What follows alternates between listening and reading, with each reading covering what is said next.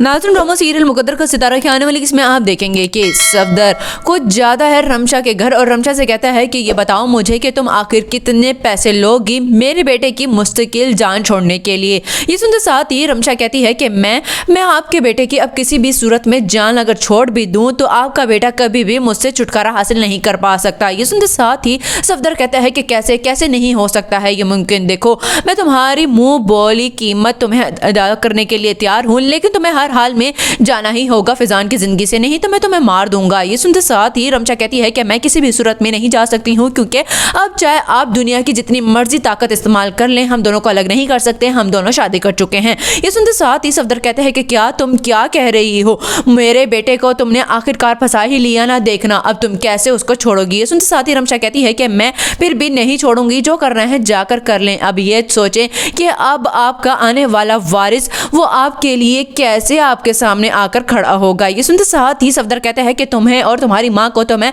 अब अपने तरीके से ही देखूंगा। दूसरे सीन में आप देखेंगे कि जब शीना बेगम फैजान से कहती हैं कि तुम्हें पता है कि तुम्हारे डैड को खदशा है कि अकाउंट्स में से कोई हेरा फेरी कर रहा है, तो ये सुनते साथ ही फैजान कहता है कि कौन कौन कर रहा होगा, यकीनन वही राजी ही कर रहा होगा क्योंकि वो हमसे आगे निकलना चाहता है। ये सुनते साथ ही शीना बेगम कहती हैं कि फैजान चुप हो जाओ, ये बात अगर तुम्हारे बाप के कानों में पड़ गई तो न जाने वो क्या कर गुजरेंगे। ये सुनते साथ ही फैजान कहता है कि क्या कर गुजरेंगे, ज्यादा से ज्यादा मुझे मारेंगे, धक्के देकर घर से निकाल देंगे ना, हाँ बस यही तो आता है और क्या करना है उन्होंने। लेकिन मैं आपको बता रहा हूं कि एक ना एक दिन राजी पूरी की पूरी कंपनी लेकर फरार हो जाएगा। ये सुनते साथ ही शीना कहती है कि ऐसा कुछ भी नहीं होगा और तुम्हारी बहन तो अभी भी तुम्हारे बाप के साथ ही खड़ी है, राजी के साथ। ये सुनते साथ ही फैजान कहता है कि बस फिर आप भी जाके उसके साथ ही खड़ी हो जाएं। लास्ट में आप देखेंगे कि जब फिजा अपनी माँ से कहती है कि मैं बहुत ही ज्यादा हैरान हूँ कि जो मुझे पता चली है खबर फैजान भाई से मुतल्लिक वो न जाने हादिया बाजी को पता है कि नहीं। तो ये सुनते साथ ही हादिया की माँ कहती है कि क्या पहेलियां बुझवाए जा रही हो,